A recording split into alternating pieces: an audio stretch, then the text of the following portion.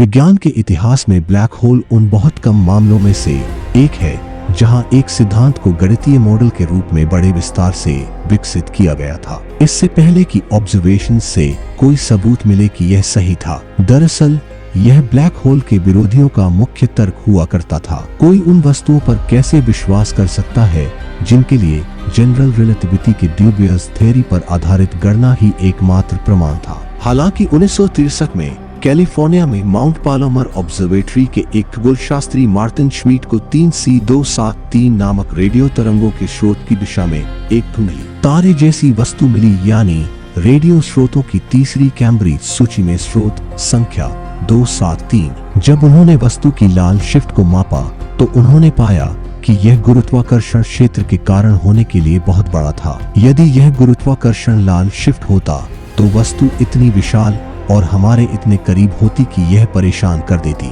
ऐसे ब्रह्मांड के रहस्य जानने के लिए सब्सक्राइब कीजिए gender universe space documentary channel को और जुड़िए हमारे साथ। सौर मंडल में ग्रहों की कक्षाएं। इससे पता चला कि लाल बदलाव ब्रह्मांड के विस्तार के कारण हुआ था, जिसका मतलब था कि वस्तु बहुत दूर थी और इतनी बड़ी दूरी पर दिखाई देने के लिए वस्तु बहुत चमकीली होनी चाहिए और भारी मात्रा में ऊर्जा उत्सर्जित करनी चाहिए। एकमात्र तंत्र जिसके बारे में लोग सोच सकते थे कि इतनी बड़ी मात्रा में ऊर्जा उत्पन्न होगी, वह न केवल किसी तारे का बल्कि आकाशगंगा के पूरे केंद्रीय क्षेत्र का ग्रेविटेशनल कोलैप्स था। तब से कई अन्य समान क्वासिस्टेलर ऑब्जेक्ट्स या क्वासार्स की खोज की गई है, सभी बड़े लाल बदलावों के साथ, लेकिन वे सभी ब्लैक होल के निर्णायक सबूत प्रदान करने के लिए बहुत दूर और बहुत कठिन है। ब्लैक होल के अस्तित्व को और अधिक प्रोत्साहन 1967 में कैम्ब्रिज के एक शोध छात्र जोकलिन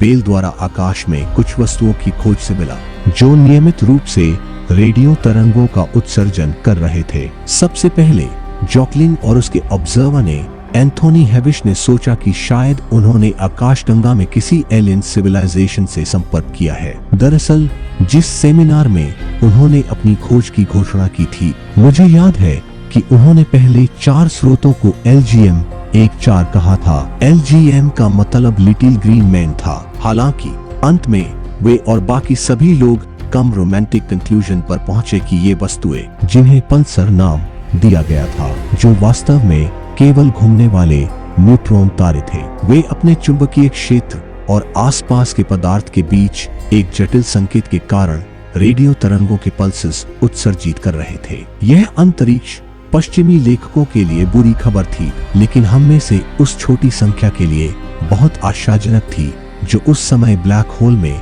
विश्वास करते थे। यह पहला सकारात्मक सबूत था कि न्यूट्रॉन तारे अस्तित्व में थे। एक न्यूट्रॉन तारे की त्रिज्या लगभग 10 मील होती है, जो उस क्रांतिक त्रिज्या से केवल कुछ गुना अधिक होती है जिस पर कोई तारा ब्लैक होल बन जाता है। यदि कोई तारा इतने छोटे आकार में कोलैप्स हो सकता है तो यह उम्मीद करना अनुचित नहीं होगा कि अन्य तारे और भी छोटे आकार में कोलैप्स हो सकते हैं और ब्लैक होल बन सकते हैं। हम ब्लैक होल का पता लगाने की उम्मीद कैसे कर सकते हैं, क्योंकि अपनी परिभाषा के अनुसार यह कोई प्रकाश उत्सर्जित नहीं करता है। यह कुछ हद तक कोयले के तहखाने में काली बिल्ली की तलाश करने जैसा लग सकता है। सौभाग्य से एक रास्ता है, क्योंकि जैसा कि जॉन मिशेल ने 1783 में अपने अग्रणी पेपर में बताया था, एक ब्लैक होल अभी भी पास की वस्तुओं पर गुरुत्वाकर्षण बल लगाता है। खगोलविदों ने कई सिस्टम्स देखी हैं जिनमें 2 तारे एक दूसरे के चारों ओर परिक्रमा करते हैं, गुरुत्वाकर्षण द्वारा एक दूसरे की ओर आकर्षित होते हैं। उन्होंने ऐसी प्रणालियां भी देखी जिनमें केवल एक दृश्यमान तारा है जो किसी अदृश्य साथी के चारों ओर परिक्रमा कर रहा है। कोई तुरंत यह कंक्लूजन नहीं निकाल सकता कि साथी एक ब्लैक होल है। यह महज एक तारा हो सकता है जो देखने में बहुत धुंधला है। हालांकि इनमें से कुछ सिस्टम्स जैसे सिग्नस XI कहलाती है, X किरणों के भी मजबूत स्रोत है। इस घटना की सबसे अच्छी व्याख्या यह है कि X किरणें उस पदार्थ से उत्पन्न होती है जो दृश्यमान तारे की सतह से उठ गया है। जैसे ही यह अदृश्य साथी की ओर गिरता है, यह एक सर्पिल गति विकसित करता है, जैसे कि बात से पानी बह रहा हो और यह बहुत गर्म हो जाता है, जिससे एक्स किरणें उत्सर्जित होती है। इस तंत्र के काम करने के लिए अदृश्य वस्तु को बहुत छोटा होना चाहिए, जैसे कि व्हाइट ड्वार्फ, न्यूट्रॉन तारा या ब्लैक होल। अब दृश्यमान तारे की देखी गई गति से कोई अदृश्य वस्तु का न्यूनतम संभव द्रव्यमान निर्धारित कर सकता है। सिग्नस XI के मामले में यह सूर्य के द्रव्यमान का लगभग 6 गुना है। चंद्रशेखर के परिणाम के अनुसार अदृश्य वस्तु के व्हाइट ड्वार्फ होने के लिए यह बहुत अधिक है। न्यूट्रॉन तारा बनने के लिए इसका द्रव्यमान भी बहुत बड़ा है, इसलिए ऐसा लगता है कि यह एक ब्लैक होल होना चाहिए। सिग्नस XI को समझाने के लिए अन्य मॉडल भी हैं, जिनमें ब्लैक होल शामिल नहीं है, लेकिन वे सभी बहुत दूर की कौड़ी है। ऐसा प्रतीत होता है कि ब्लैक होल अवलोकनों का एकमात्र वास्तविक नेचुरल एक्सप्लेनेशन है। इसके बावजूद मैंने कैलिफोर्निया इंस्टीट्यूट ऑफ टेक्नोलॉजी के कीप थॉर्न से शर्त लगाई है कि वास्तव में सिग्नस XI में ब्लैक होल नहीं है। यह मेरे लिए बीमा पॉलिसी का एक रूप है। मैंने ब्लैक होल पर बहुत काम किया है,